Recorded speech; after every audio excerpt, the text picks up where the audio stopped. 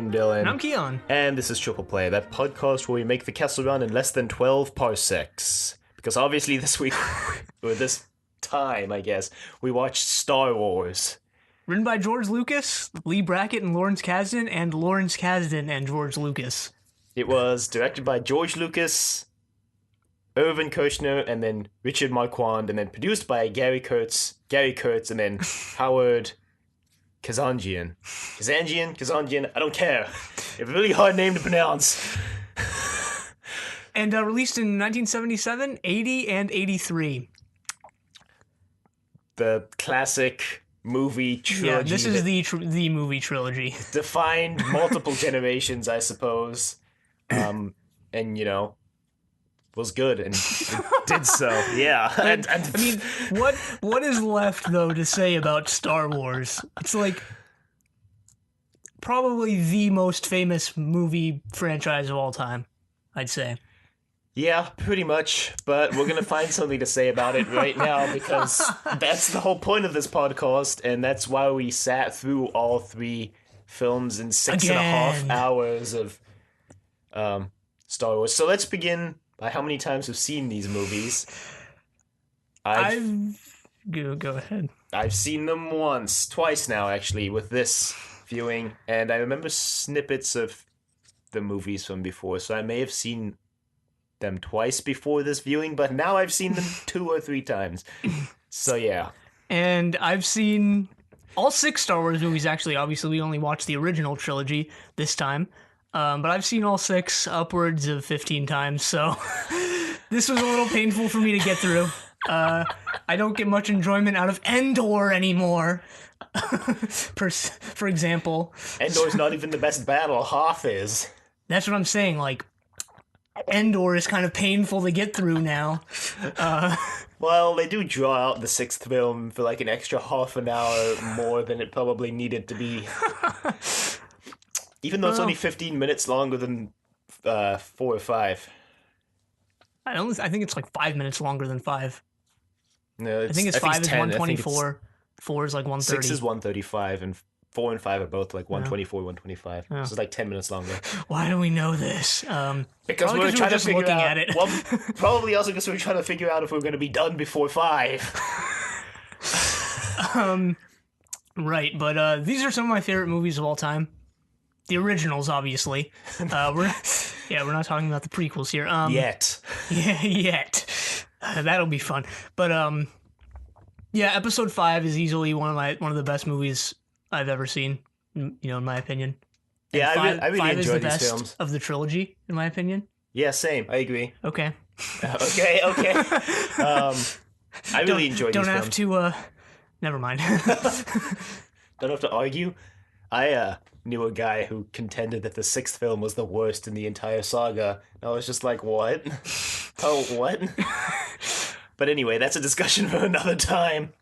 Or probably never on this show. Because if we don't do it here, we're never going to do it, so... You could do it on the prequel trilogy one, where it would make more sense, since it would be... less sense than here. But again, Would we're revealing that we're just making this up as we go along. I think people listen to this show and know that we make it up as we go along. Like, that's like the whole point of the show at this point. So, yeah, I guess we can just jump right into how this movie was conceived, which could probably be its own entire movie series on its own. And I feel like it was kind of. It is, yeah. Obviously, but... So basically... George Lucas had just finished working on American Graffiti, that film that I've never seen.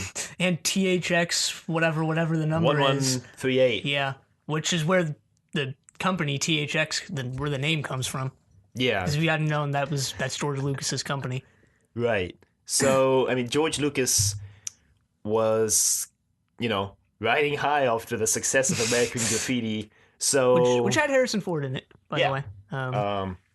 Going to get to the casting in a second, because it gets really weird with Harrison Ford. So, George Lucas kind of wanted to do another science fiction film because THX 1138 hadn't been as successful as he had hoped, so he kind of wanted to try again doing a science fiction story.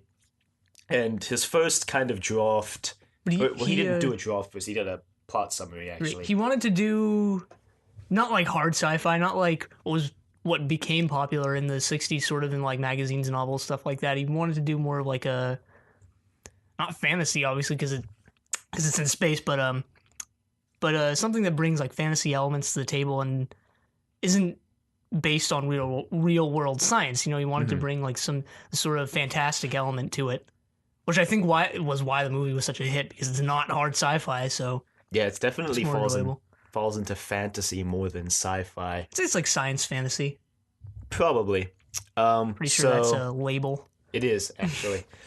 So he had this pitch for a concept where he actually basically just stole the plotline for a movie called The Hidden Fortress, and then he put it in space instead of on Earth.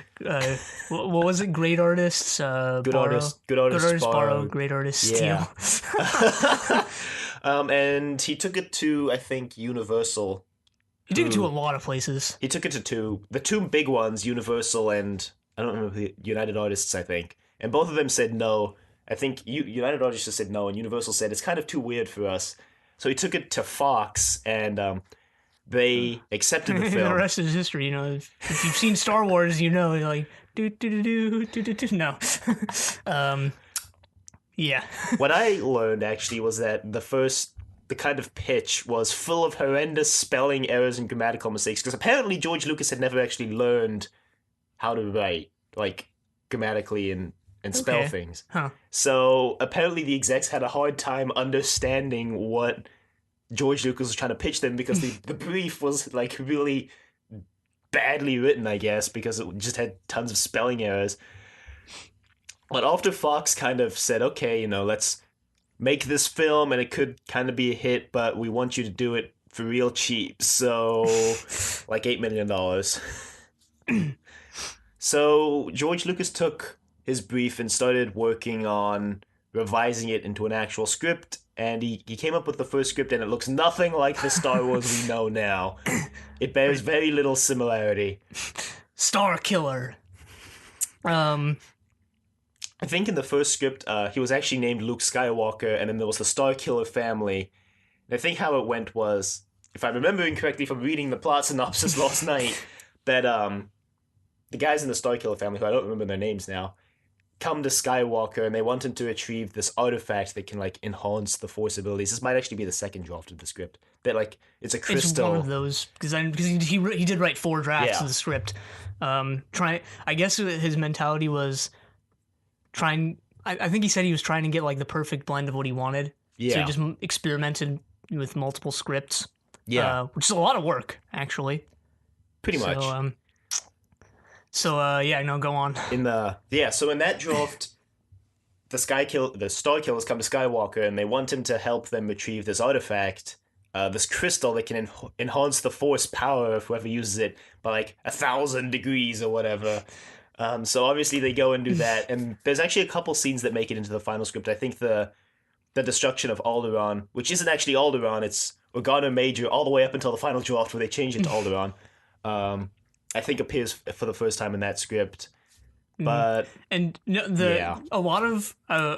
a lot of plot points in the original scripts that weren't used were later used in the prequel trilogies or the expanded universe. Like Mace Windu was originally in this. Yeah, he was, and then he appears obviously in the prequel trilogy.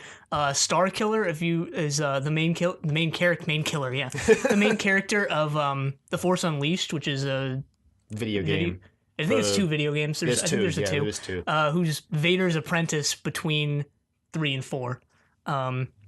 So I guess that's sort of a little throwback to this. And the name Vader actually also appeared in the original script. And interestingly, I think you mentioned while we were watching it that you noticed that the Sith never actually appears in the original trilogy. Sith actually does appear in some of the early drafts of the script.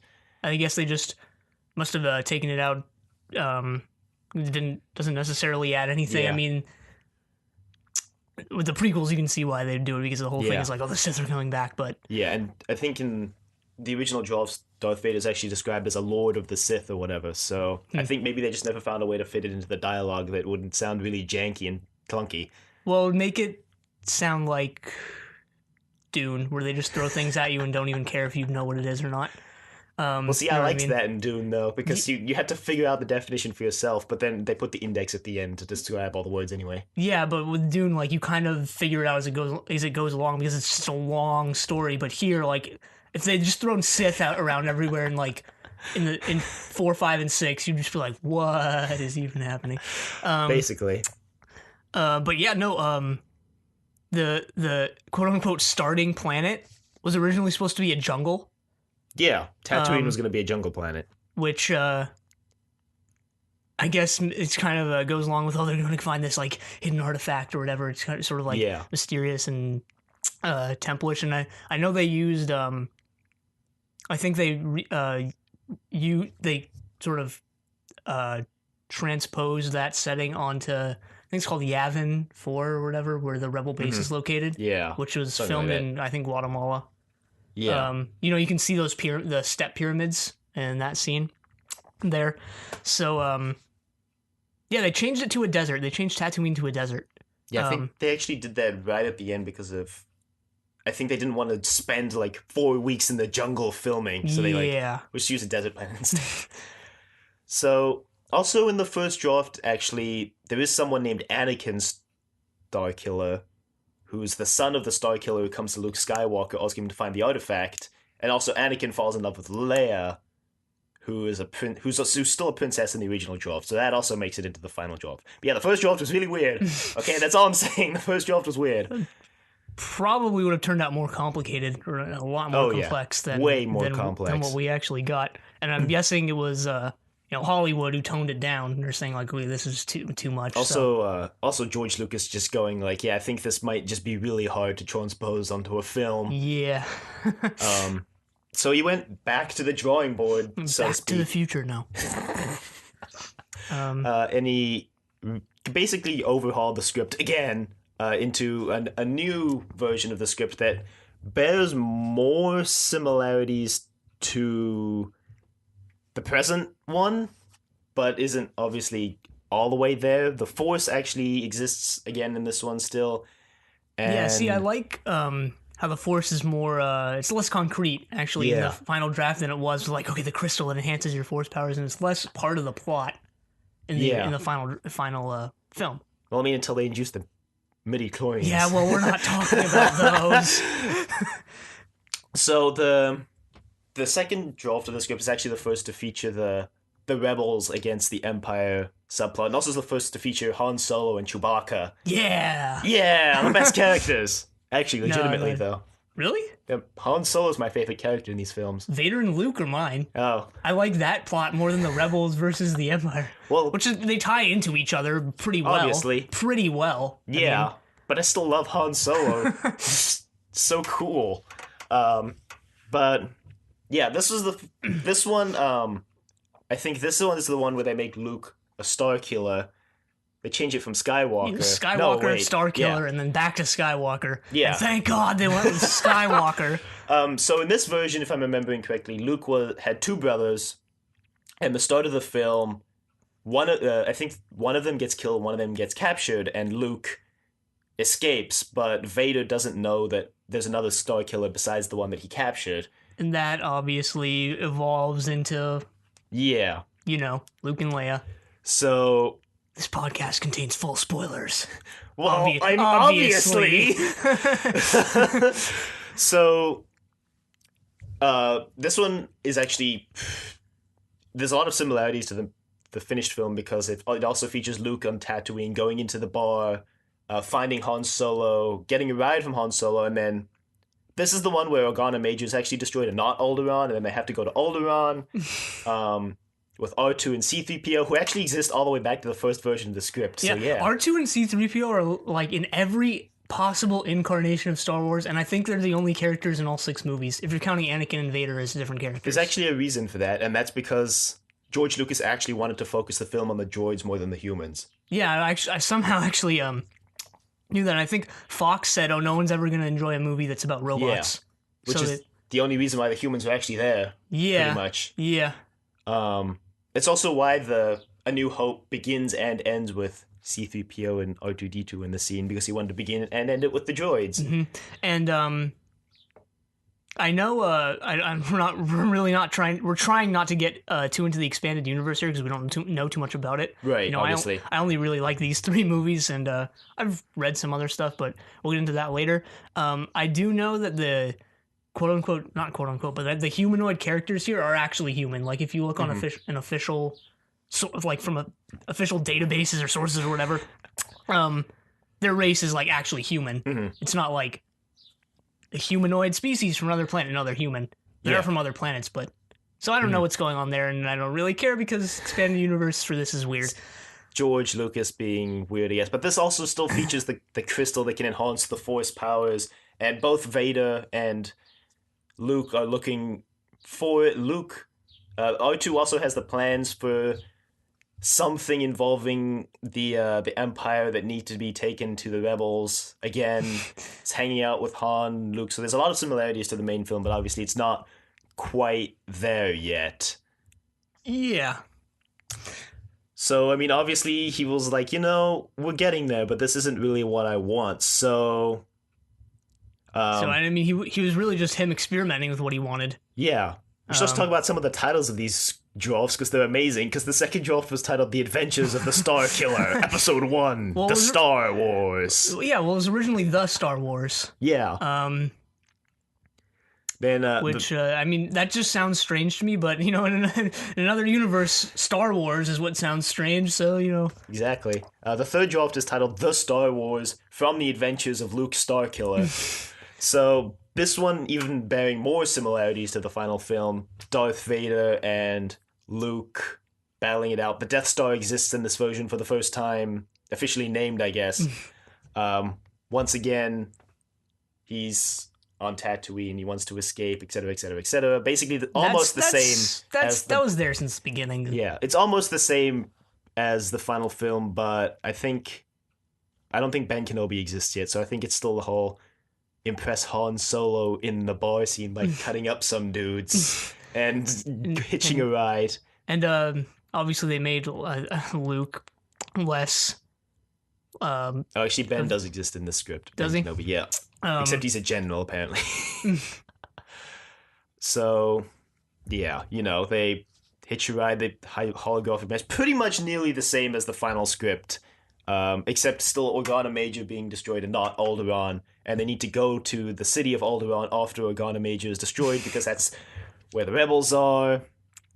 The scene with stealing the stormtroopers actually I think exists. Stealing the stormtrooper outfits exists all the way back in the second draft of the film, I think.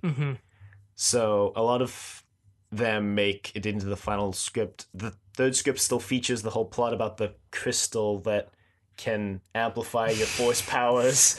So, not entirely there, but also still features the exhaust port scene with the Death Star blowing out, the famous scene with the trench and everything. And then we get... Yeah, that's where Use of the Force Luke comes from. Pretty much. The most famous lines in all of movie history. And then we get the final version of the script, the fourth draft. Of Episode 4. Which was released publicly in a script book, I think in 1981, where it was titled Star Wars Episode 4, A New Hope, from the Journal of the Whills. Don't know what the Journal of the Whills thing is, but now Luke becomes a Skywalker again, and then it's basically just the movie that with the, Han Solo and going into space and, It's Star Wars. Do I need to explain the plot of Star Wars? So, yeah, that's kind of the genesis of A New Hope. Plot, the script, at least. George Lucas actually, while he was writing A New Hope, actually ended up cutting out a bunch of stuff that he really wanted to make into the film, which ended up all he kind of planned out an additional 2 films, at least to this one, and also actually a lot of what was in the original draft of the script end up making it into the prequel trilogy. Yeah. With, Mace Windu, like you said. Yeah, well, I mean, even if you didn't look into any production information, the Clone Wars were at least an idea here because they're mentioned in Episode 4.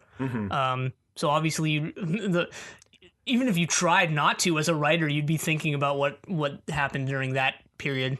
Yeah, and I think actually the second or third draft, must be the third, Luke actually it's the second, Luke mentions that he knows Ben Kenobi because he read his like book, like a journal of the Clone Wars or whatever.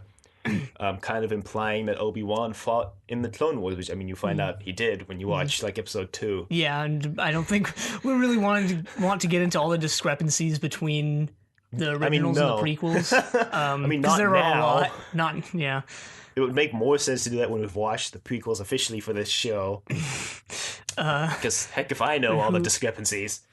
But I mean, you catch them just if you watch all these, in order, you would catch them. But yeah, I don't know if that's something we want to get into because that's a point of contention. I guess one of the biggest things about all of the drafts of the script is Vader is never mentioned to be Luke's father. In fact, Luke's father isn't Vader, like explicitly in the scripts for A New Hope. Yeah, well, and originally he was Anakin's father or relative. Yeah, and then it eventually evolved, and Luke's father and Vader are like completely separate people.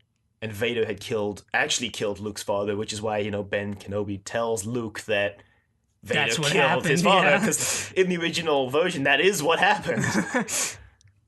But, and then Empire Strikes Back comes out, and they're like, let's make Vader Luke's father. Which was a good choice. I mean, and obviously Anakin becomes Vader, but, Anakin's Vader, so... Yeah. Well, yeah, I mean, for talking about story-wise, yeah, he becomes Vader, but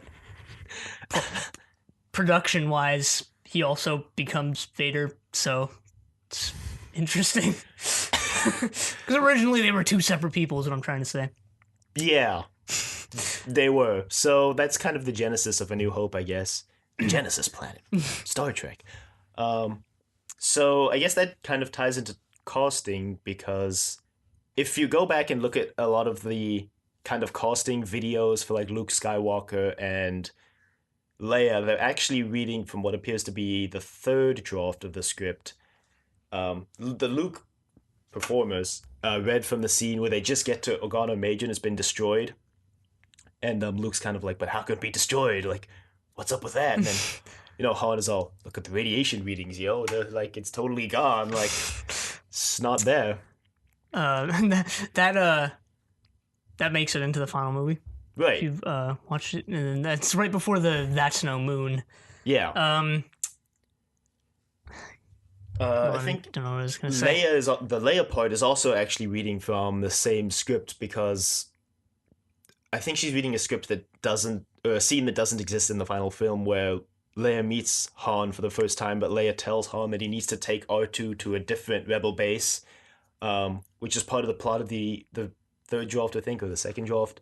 So, she's reading it to Han Solo. Han Solo appearing in all of these scenes. And the reason for that is actually that Harrison Ford was reading the part of Han Solo for George Lucas as a favor. Han Solo was never originally meant to be Harrison Ford. Yeah, well, we can bring up now that Lucas wanted lesser known actors for this movie. Yeah, actually, everyone in this movie was lesser known. Even Harrison Ford at the time was lesser known. He'd only done American Graffiti. Starting. Yeah, Star Wars kind of made his career big. Yeah, and he's kind of like the only one that happened to, sort of. Right. Billy D. Williams, I guess. Who was actually originally considered for the part of Han Solo. Yeah. Interestingly enough. And obviously Alec Guinness, who is... Right. Who's most remembered for this role, but has acted in other kind of major parts, obviously. All I know is he was the king in Cromwell. That's like the only other part of his that I know. He was actually chosen because all the other actors were unknown, and Fox was like, Lucas, your movie's going to fail if you don't have any known actors in there. And he's like, fine, we'll get Alec Guinness for Ben Kenobi. So that's how Obi-Wan ended up being given to Alec Guinness and the guy who played Tarkin. Yeah, and they got Peter Cushing for Tarkin. He was a well-known actor at the time too. Yeah, he was considered for the part of Obi-Wan though. Yeah, not surprisingly actually. And obviously we watch Doctor Who, so he's in the first Doctor movie. He plays the first Doctor in the first Doctor movies. Yeah, the movies that came out in the 60s that I don't really think anyone watches. We haven't watched them. Obviously. But there's your random connection to Doctor Who. There's actually David Prowse, who plays Darth Vader, not the voice of Darth Vader, plays Darth Vader, played the Minotaur in The Time Monster. I think we mentioned that in the Time Monster episode, but it's relevant here, so it bears repeating. Semi-relevant.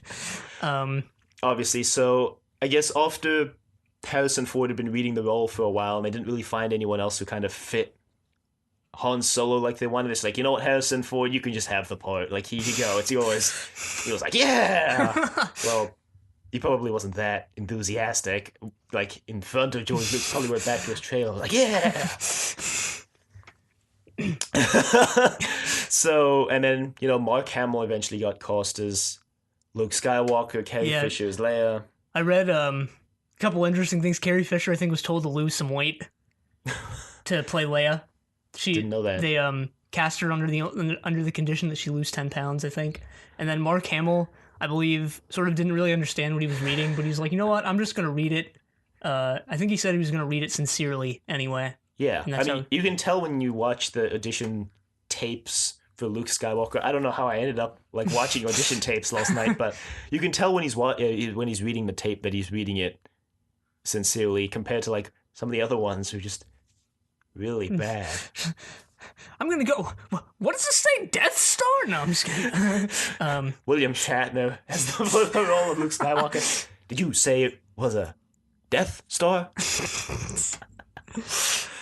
No, William Shatner ended up in another famous sci-fi franchise.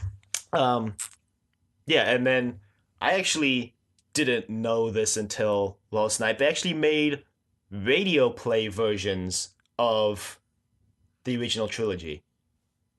That were released and everything? Yeah, they were aired on the radio. I think the New Hope one is 5.5 hours long in 11 parts.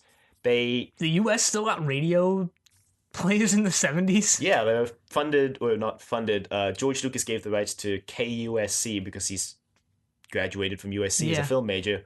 Which is still obviously around. Right.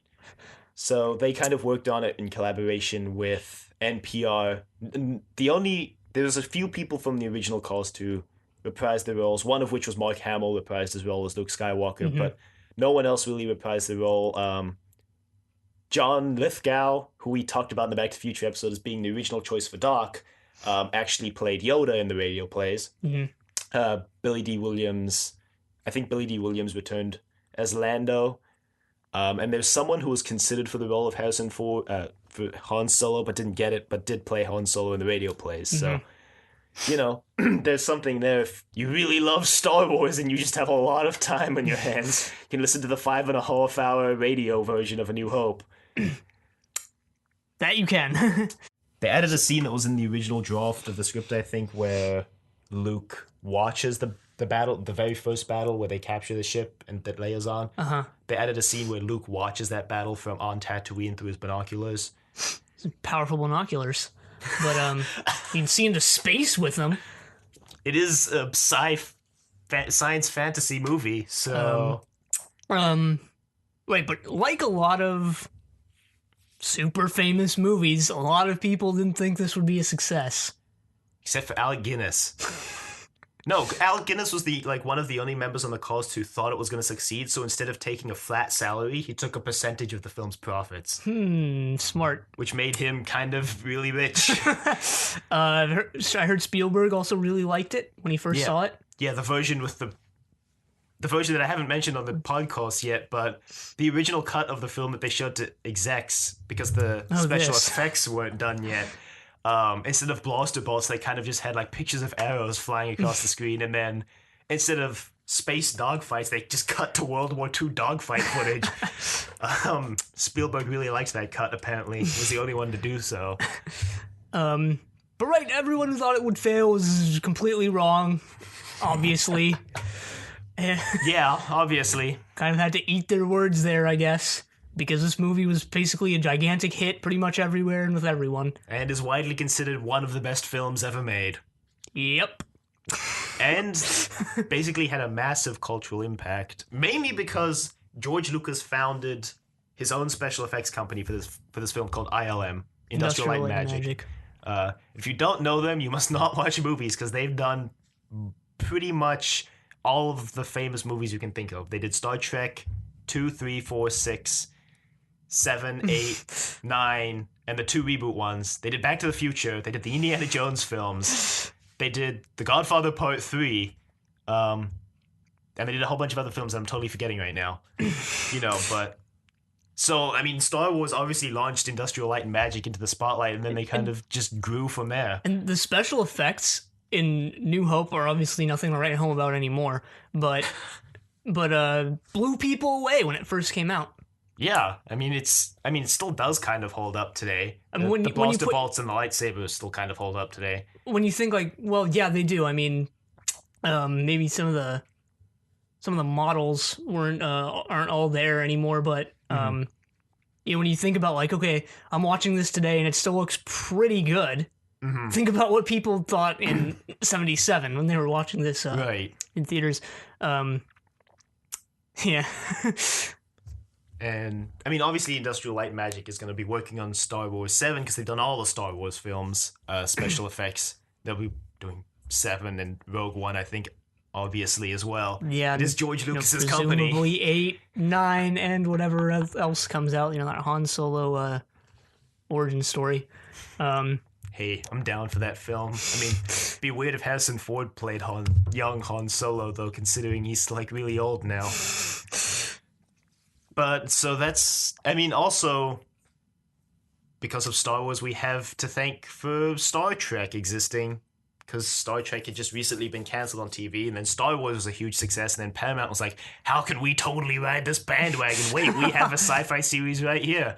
So we got Star Trek the Motion Picture. Right, it sort of relaunched sci-fi, I guess, which is a little ironic because Star Wars had a lot of its sci-fi elements toned down and was specifically written not to be hard sci-fi. Yeah. But it sort of relaunched the sci-fi's popularity. It also gave us Moonraker, that Bond film where he goes into space. And jeez, I just can't think today. It's like Sunday morning. It's obviously one of the most quoted and spoiled franchises of all time. Who doesn't know that Vader is Luke's father? That is literally the movie spoiler. It's also one of the biggest twists in movie history. Well, now it's done to death, because of this movie, probably. It was a trope before that, I guess, the main character has to confront their father or whatever, but now, I think because of this movie, it's done to death now, but maybe back then, right? You're like, what? And episode 5 doesn't explain anything about the relationship. It just throws that Vader's Luke's father out there, and you're like, what? And then you have to watch the next one to find out how that is. Yeah, pretty much. Apparently during the production of episode 5, they didn't tell David Prowse anything about the plot because an article had recently come out revealing who was the biggest kind of leaker of information behind the scenes, and it was Harrison Ford had 1 leak, Carrie Fisher had 2, and then David Prowse had, I think, 9. So they stopped telling him information on the plot of the film, and when they actually filmed the scene where Vader reveals that he's Luke's father, they didn't even tell... That's impossible! Okay, I'm sorry. They didn't even tell David Prowse what the line was going to be, and when they filmed the scene, Mark Hamill just imagined the line in his head and then reacted to it. So David Prowse didn't even know until he saw the film that Vader was Luke's father. Yeah, and maybe that's where that delivery comes from. No, that's impossible. That can't be true. Whatever he says. Because no one's telling him the line. He's just imagining it. I guess. Yeah. Not much to say about that. Right, so huge cultural impact, obviously. Yeah. And if you aren't living under a rock, you know that. And obviously they go forward with the production of Star Wars 2, 5, Empire. Empire Strikes Back. It's weird because the original script referred to it as Star Wars 2. Which makes sense. By the time they released the film, Lucas had decided, you know what, this is going to be the 5th installment in the movie franchise, and while the poster doesn't say Star Wars 5, Empire Strikes Back, the opening crawl says Episode 5, and it always has since it was released in theaters. Which must have confused a lot of people. They're like, wait, the one I just watched 3 years ago was the fourth one? Did I miss 3 movies? Yeah. And I think any other franchise that would have done this other than Star Wars would have just bitten off way more than it could chew. Because obviously Star Wars was able to come back 20 years later with the prequels, and those were 1, 2, and 3. But like other franchises just like, you know what, we're just going to create a whole universe, and the second one is actually the 5th one.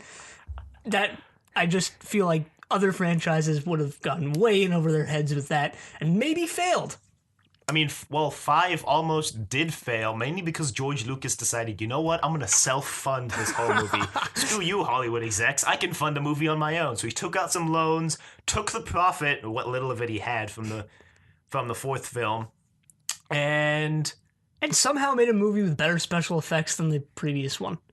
Yeah, because he took out a bunch of loans. I think, well, the second one was made on a bigger budget than A New Hope was, even though he was self-funding it. And then not only that, they filmed it on a massive time crunch. They had, at any given time, they had like 4 scenes filming at once in the studio and on location. They had people switching between filming locations.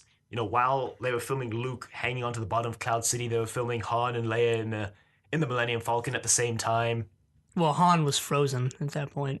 But they don't film movies in order. All right. So they were filming it at the same time, all over the place. They filmed all of the Millennium Falcon cockpit scenes like on the same day, no matter where they took place in the film. Well, that's makes smart. sense. I mean, it saves on production costs, I guess. You have to keep rebuilding that giant Millennium Falcon they built.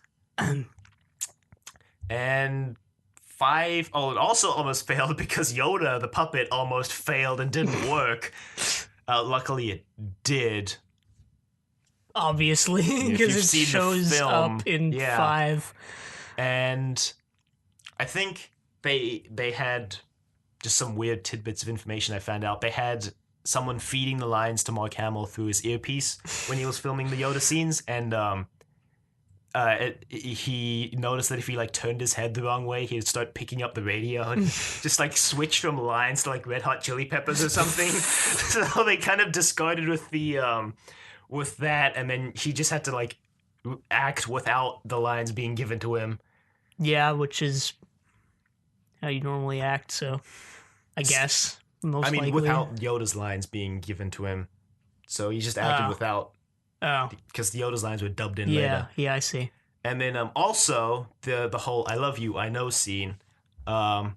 The original line, thanks George Lucas, was "I love you," and he's like, "I love you too." But Irvin Kershner, the director, was like, "That's too sappy for Han Solo. I want you to improvise a new line, and we're gonna keep doing this until you come up with a good one." So they basically filmed that one scene all day, and then Harrison Ford was like, "You know what? We're doing one more take, and then I'm out." So they did the famous take that made it into the movie with "I love you" and then "I know." And then if you've seen the 6th one, you know what happens there. Yeah, that role reversal.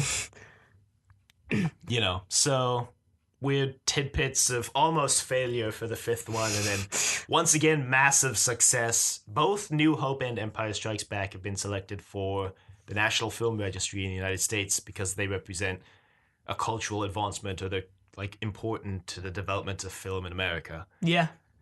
And I'd say they're the only ones that deserve it. Episode 6 is still great. It wraps up the trilogy. It wraps up all the plot points brought up in 4 and 5. So you can't say it failed in that respect. But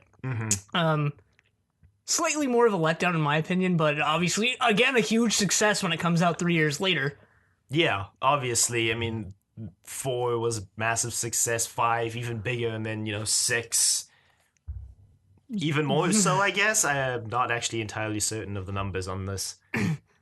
Presumably, I mean, 5 ends on a cliffhanger. Yeah, pretty much. So it's kind of like how Back to the Future ended on be continued, except a more major cliffhanger because. Well, yeah, because they threw Han Solo into carbonite first of all, and they revealed that Vader was Luke's father. And you could see Luke's cool robot hand. No, I don't know. Oh yeah, that's the best scene in the film. Then we get the Return of the Jedi. I almost said Revenge of the Jedi. Well, that's what it was almost called. And thankfully they changed it because, that would The Sith get revenge. Revenge of the Sith, Return of the Jedi. The Jedi don't take revenge. Apparently during production meetings, George Lucas, they were trying to come up with an ending for 6, and George Lucas kind of proposed this super massive dark ending because he was just tired of all the endings everyone was proposing. So he's like, okay, what if, like, Darth Vader has Luke take off his helmet so we can see him, but then we see Luke put on the helmet and be like, I'm Darth Vader now, and then have it end. What? And apparently, like, a bunch of the executives loved it, and he's like, no, this is a kid's film. We're not going with that. Yeah, that would just be terrible. Like, not gonna lie, I kind of like endings like that, but not here. Not here. They're not ruining Star Wars like this. So, George Lucas suddenly found himself fighting tooth and nail not to use that as the ending. And that almost might have subliminally made it into the fight between Luke and Vader in 6. Luke is fighting not to become what his dad was. So, yeah, I don't know. If you couldn't tell, I love that. I love the Luke Vader dynamic. So there you go. Han Solo is still the best character, though.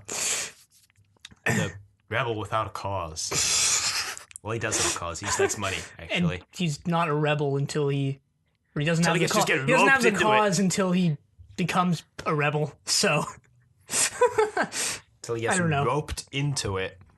So obviously, 6 being another massive success, and then they take like 17 years after 6 was made. Well, not 17. It would be 14 years after 6 was made to finally release Episode 1. That would be Because it 16. was 20 years after the first one, and they were 3 years apart. So 1 was 99. 2 was 2002. 3 was 2005. 99. Yes. Be 16 years then. Yeah, 16. After they were all 3 years 6? apart, except not 7, 8, and 9. Okay, no, I'm not getting into that. Well, as far as we know, they might just get suddenly bumped back. I doubt that. So yeah, they take 16 years to put out Episode 1, 2, and then 3, obviously, and then leaving fans with an okay conclusion to the series. Yeah, well, I mean, obviously we didn't watch those when they came out because we were like 19, but I get probably some of the most anticipated movies of all time. Yeah, probably especially the third one that would fill in the gap between 2 and 4. I guess, I would say especially the first one, because, Star Wars is coming back, so, after 16 years, so. Yeah. But then we all know what happened with that. Well, I think George Lucas wrote those ones, so... He also wrote Episode 4, which somehow didn't end up being a total and utter disaster. Must be before. I don't know if we mentioned it, on the show yet. I know you mentioned it. Alec Guinness didn't like the lines he had to read. So apparently he was the one who suggested killing Obi-Wan off. Mm-hmm. But there are multiple different stories detailing how that came to be, so who knows what's the truth and what's not. George Lucas also claims it was his wife who suggested they kill off Obi-Wan. So but I'm surprised that wasn't in the script to begin with. I mean, Obi-Wan not dying kind of destroys a lot of the plot here, in my opinion. It almost destroys Luke's character. Development. I guess, and his character. I guess all the scenes where he was a ghost, he would just be a real person. There'd be obvious transition scenes between those, I guess. And also kind of destroys the whole non-violence message that these 3 films shove in your face. Mm-hmm. I don't know. He says while they're going to the Death Star, aggression isn't the only way of fighting. Or it's like not the only answer. But then Luke gets all aggressive in 6 anyway. Yeah, and then chops off his dad's hand. Weird parallel with the fact that Vader chopped off his hand. Yeah, and then the if you didn't know, the prequels also have many parallels to this, the original one. Mm-hmm. So Vader gets his hand chopped off twice. Anyway, we're not getting into that twice. Here. But then he overcomes that. He doesn't become Vader. Well, I mean, in the end, expanded universe. So we're not well versed on that. I'll say. Totally forgot what I was gonna say. We can. He looks like he's in deep thought. Don't know what else to say. Probably something about Vader, but I don't remember. We can talk a little bit about costuming technology they use behind all this. The lightsaber sound, right, which came from putting a microphone in front of the TV. Like an old TV and then like a non-shielded microphone, and then they generated some weird interference. It was like, hey, cool. So they used that for the lightsaber sound. Yeah, I think the sound effects people didn't know what to do for the lightsaber. They were just completely lost on what the lightsaber should sound like. Yeah. We can also a little bit later get into the remastered quote unquote versions of these. I was expecting we were going to get to that because we always do. I mean, everybody does, like when you talk about Star Wars. So also the Wookiee language was just comprised of really random animal sounds put together to sound kind of like what the line should sound like. Same with R2-D2, except with animals. Instead, you get beeps and boops. And I think it was Greedo. His language is really it's kind of just another language, and they just sped up the tape a lot to make it sound really weird and alien, and then it worked, so. Other interesting point about Greedo, I'm not entirely sure on this, but I think in the original scripts, Greedo's name was Alan. Somebody can just go read the original script if they want. It's on this website that I found. Yes, it is.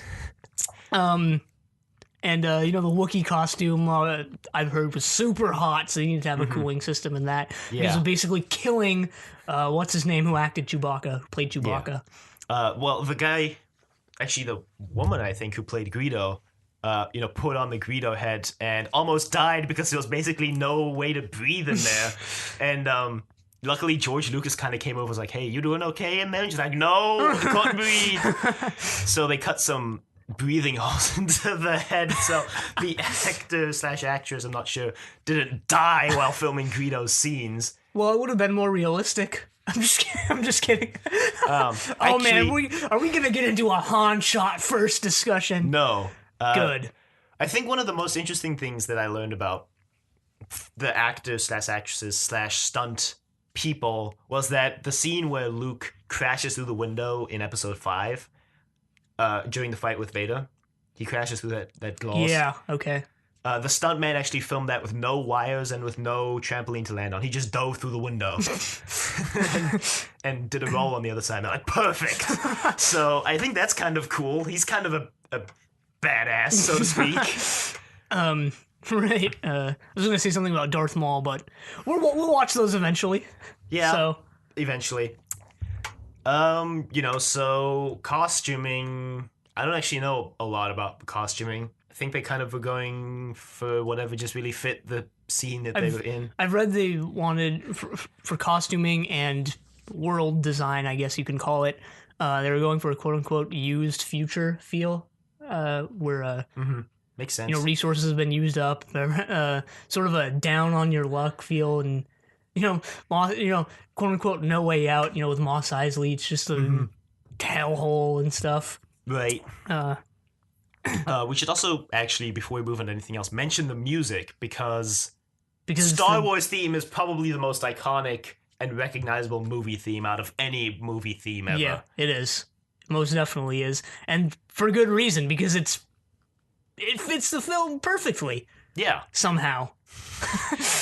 It's also weird because I think George Lucas, in an interview in 1977, said when they brought John Williams on, they specifically asked for like a kind of romantic feel to the soundtrack. Yeah, well, Star Wars basically takes fantasy tropes and puts it in space, so.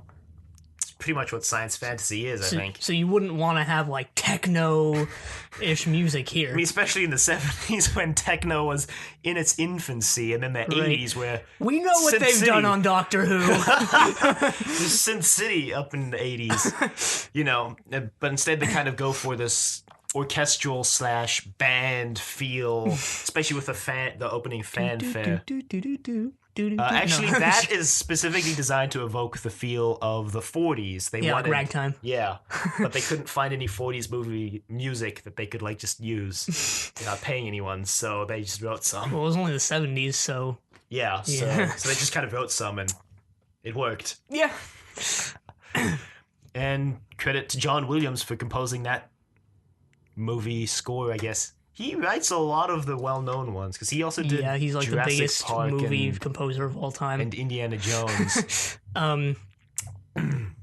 Obviously, Harrison Ford would do Indiana Jones. Yeah, obviously the score is well-known because the movie's well-known, but I would say the movie wouldn't have been as much of a success without the score, honestly. I think a good soundtrack can almost make or break a movie. Yeah, pretty much all the time. I think George Lucas mentions the original cut of the film, not the enhanced, that there was like 90 minutes of music for an 110-minute film.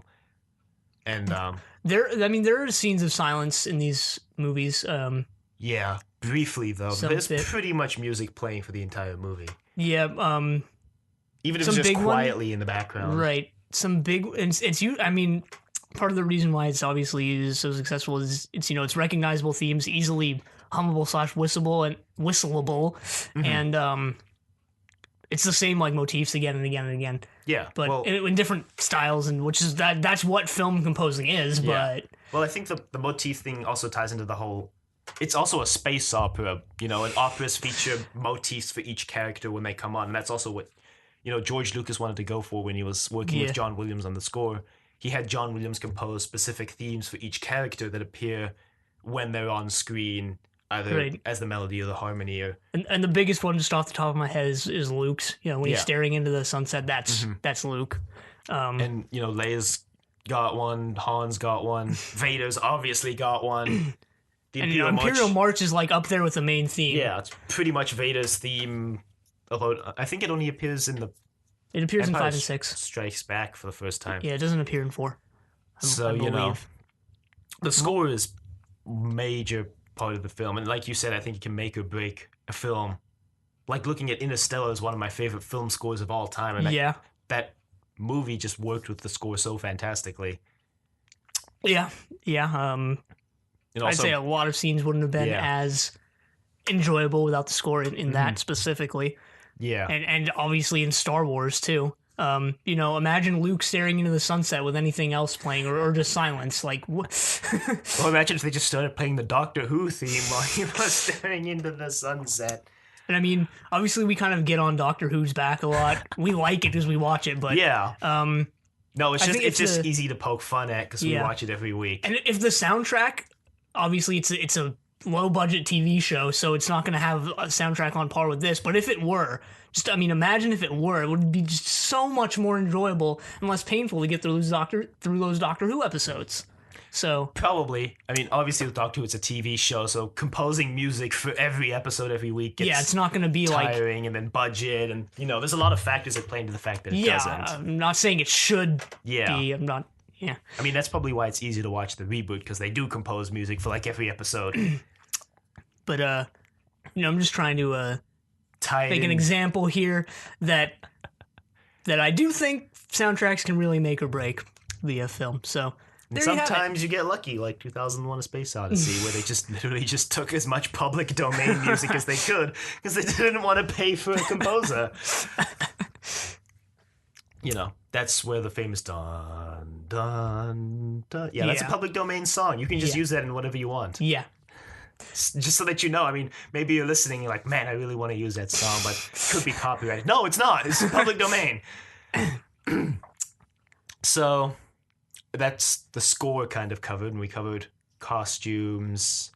Briefly, vaguely. I mean, we don't really know a lot about costuming. That's really not our forte. Yeah. If you really want to know the production information behind Star Wars, you're in the wrong place, my friend. Yeah, just watch the 236-minute bonus features disc that came with the 2004 release of the films. Which are the ones we watched, which we should talk about now, because those are the enhanced versions. And by enhanced, I mean worse. Not always. Not always, but... Like, a couple of the enhancements are really minor, and you wouldn't have even known unless you were like me and, like, looked all of them up. Like, in one of the scenes, R2-D2 had black painting on him because they were using a blue screen, so they had all his painting as black. In the original film, it was black, but for the remastered, since they wanted to keep continuity, they kind of went over it and made his panels blue again. Yeah, some of them are just minor fixes. Yeah. And some of them some of them it's hard to tell the difference between those model spaceships and the CG. Right. I mean, CG obviously progressed really far since... Yeah, it's progressed a lot in the past 10 years. Although the CG, I think, on the 2004 version I was reading is actually the CG from the 1997 re-release, which is the first enhanced edition re-release. Which is impressive, actually, if you look at it from that standpoint. Yeah. Especially with those crowds of people at the end of 6. That's potentially mocap for, like... Was ILM, they've been doing... They're probably the oldest special effects company still in business right now. I mean, Peter Jackson's one, Vader, only got really founded right before Lord of the Rings came out in, what, the 80s? Lord of the Rings? Sorry, not the 80s. 90s, 2000s. Vader was founded... I think it was 2003. Vader was founded in the 90s, I think, right before Lord of the Rings began production. Pretty sure Fellowship of the Ring was like 2003. Yeah, but Vader was founded before they began production, obviously. I think in the late 90s. Right, so the differences here are sometimes a little jarring, and I think sometimes, I'm not sure, but I believe it messes with the soundtrack a little bit. Well, yeah, because kind of have to. Inserted scenes, like the scene with Han walking over Jabba the Hutt. Yeah, that, It's basically just George Lucas trying to bring the film closer to what he wanted the original film to be if he had more time and more budget to work on it. But a lot of it just doesn't need to be there. I mean, Jabba in Episode 1, I don't want to sound like some sort of fanboy. Episode 4. Episode 4. Well, the first one.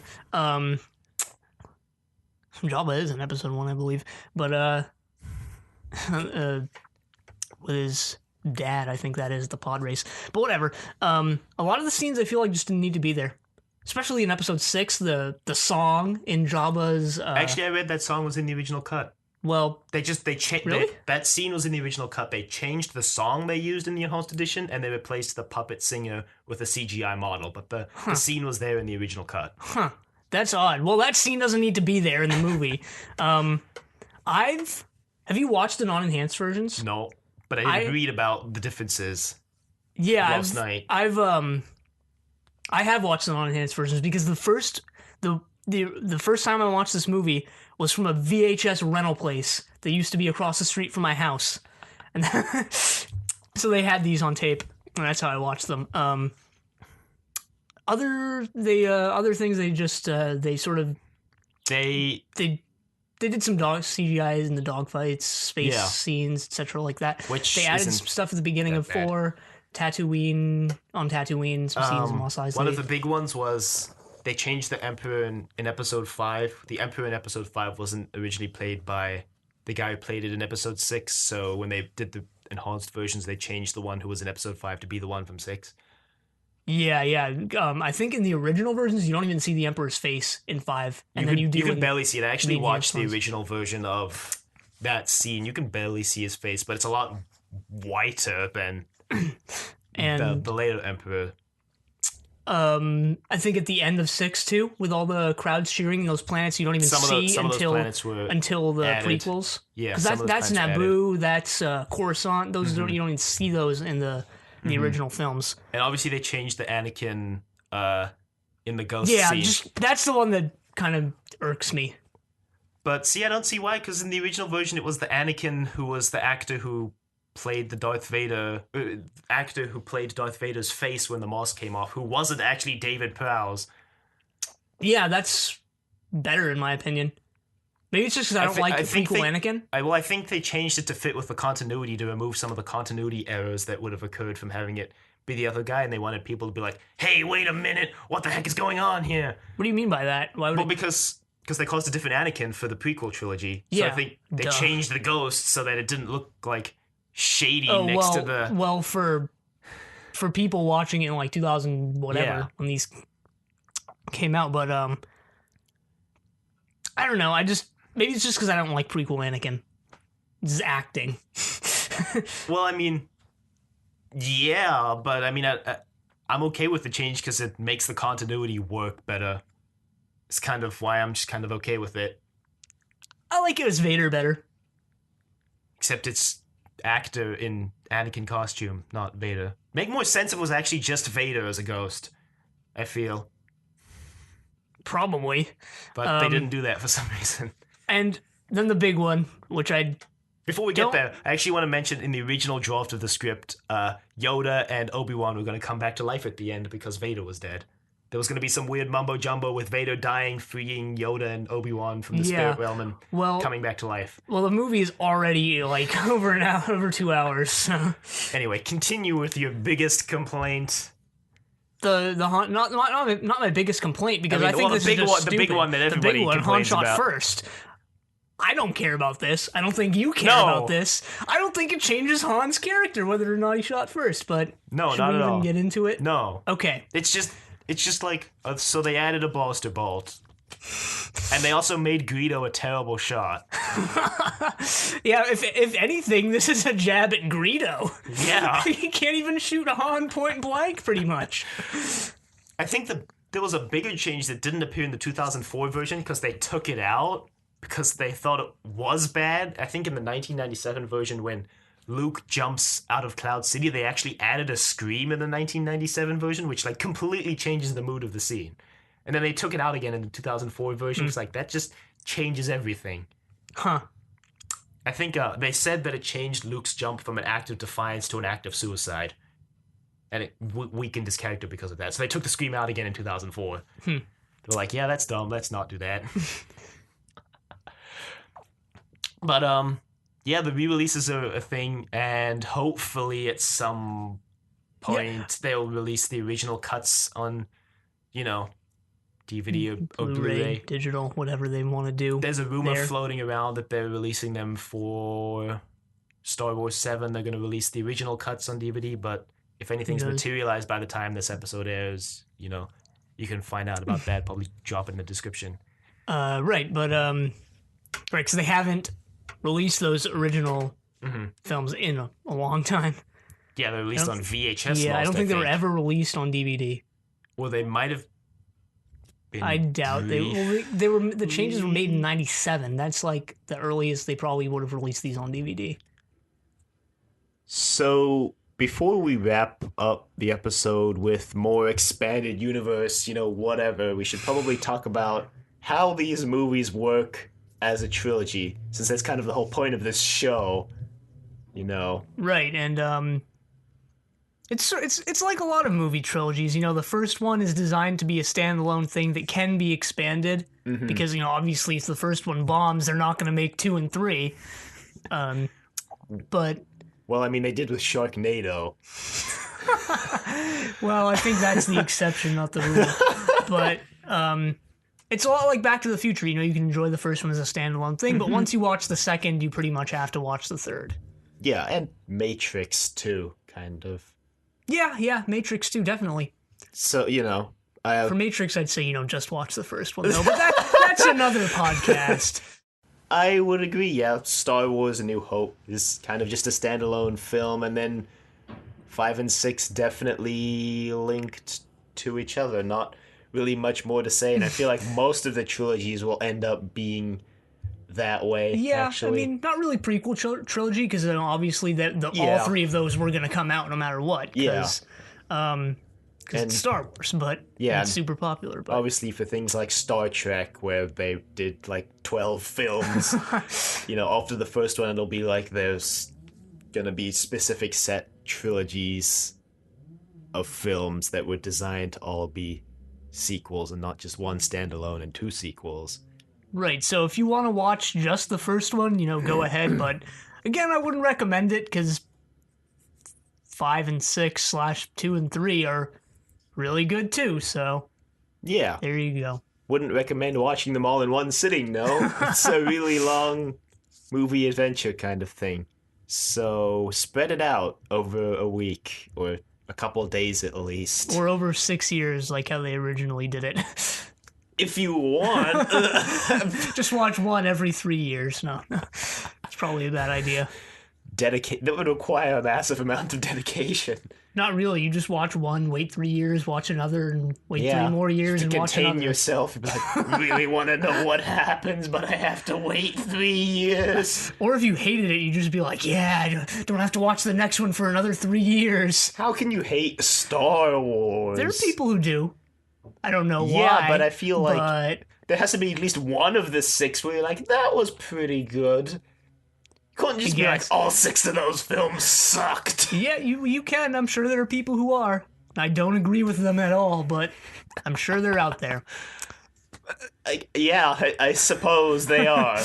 Maybe they can find something else to like. To love. No, they just hate everything. No, I don't know. It's just one of those people. It's always the Star Wars Holiday Special, which has never been released on anything. We should have watched that as part of this trilogy. Yeah, that's clearly the next natural progression of what these movies Doesn't it fit between New Hope and Empire Strikes Back? I don't know. I think I was looking at it yesterday, looking at the Wikipedia page yesterday. I think it does. I think it fits between those 2 films. Because it was released between those 2 films. Also, George Lucas has disowned it, so... There's also droids. There's a lot in the expanded universe of Star Wars, and a lot we don't know about. The big ones are the Clone Wars, the animated show, and the movie. I think there's like there was an animated movie. It's a movie, but isn't it more like a? I think it was animated though. Yeah, it's animated. It's in the same style as the cartoon. Yeah, I think it's probably just a TV movie. I know it was in theaters, but somehow I want to say it was just like a 1 hour long special or something like that. Maybe I'm just completely wrong because I haven't watched it, nor have I watched the Clone Wars. Yeah, I've watched. Do you remember the old Clone Wars? Not the Clone Wars, just Clone Wars. It's like it's almost the same art style, but it's 2D and it has 5-minute episodes. It's from like 2001. Considering the first memory I have of watching these films was like 2 years ago. All right, well, there's an old. I grew up on Star Trek, not Star Wars. There's an old take on the Clone Wars, which I watched and enjoyed, and it's not non-canon now.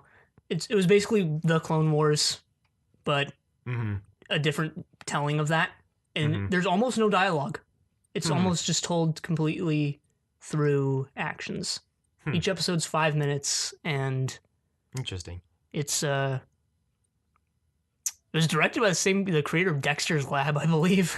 I don't know how I know that, but there's also the other animated TV show that came out, I think, just a year ago, Star Wars Rebels. Right, which is supposed to be like the sort of successor to Clone Wars, same-ish art style. Yeah, but it's set in the original trilogy era, not the prequel trilogy era. Yeah, I think it's set 5 years before Episode 4, something like that. Something like that. That's new. There's a new season of that coming out soon.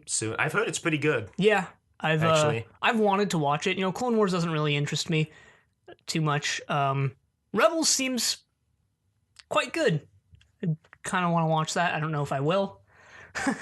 But there's obviously tons more expanded universe stuff, and Star Wars canon is very confusing because there's, like other things, there's levels of canon here, and I don't know exactly how those levels interact with each other or how they're stacked, but I know there's the first level is the movies, like that's canon no matter what. Yeah. And then the second, I believe, I'm not sure if Clone Wars movie/TV show is in the first or second.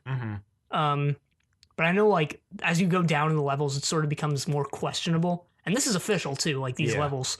And I know since Disney bought Lucasfilm, obviously, and they're Disney owns everything.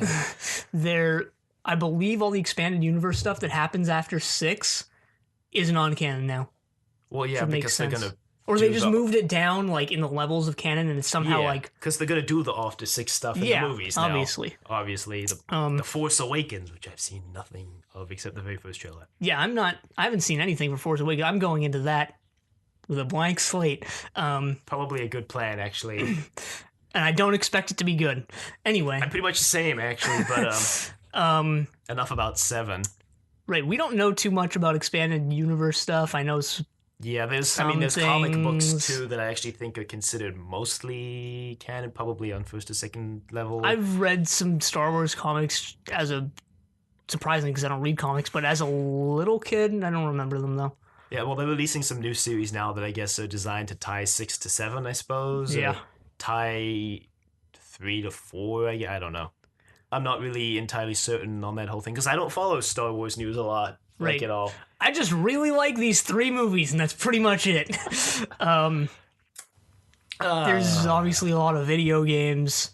some of which I played. The Lego Star Wars games are great. I actually really love them. And I feel like I've seen these films 20 times over because I just keep playing those games over and over again. Didn't one of those spoil 5 because it came out before 5? The very first Lego game was Lego Star Wars, and it covered the prequel trilogy, and it spoiled 3 because it came out like 2 or 3 months before 3 came out. So if you played it, I mean, it didn't have vocals, and you had to discern what was happening by character actions, but it did spoil 3. Pretty easy, I guess. Also, I believe there was a Weird Al song that spoiled episode 1 a few months before it came out. I think it was Weird Al went to a private screening and then just created a song about episode 1 and spoiled the plot. Thanks, Weird Al. Don't you have to sign NDAs if you go to those things? I think there was a court case about this. I mean, I would imagine, because I would be sure you'd have to sign an NDA if you went to one of those events. Pretty sure he got in trouble. Pretty sure he doesn't care. I don't know, but yeah, there's a lot more to Star Wars than just this, and there's a lot more people who know way more about that stuff than us. Right. If you want to, I mean, obviously, if you want to find out more, there's a documentary that came out actually in 1977, I think, or just after the film came out, called The Making of Star Wars, which you can find if you look around. There's also books, obviously, on the subject. The one for which I read some articles that quoted from the book, there's a different book for each movie in the series. It was written by J.W. Rinsler, which you can find. Maybe I'll pick it up. There's really cool artwork on the cover. It has pictures on the cover of.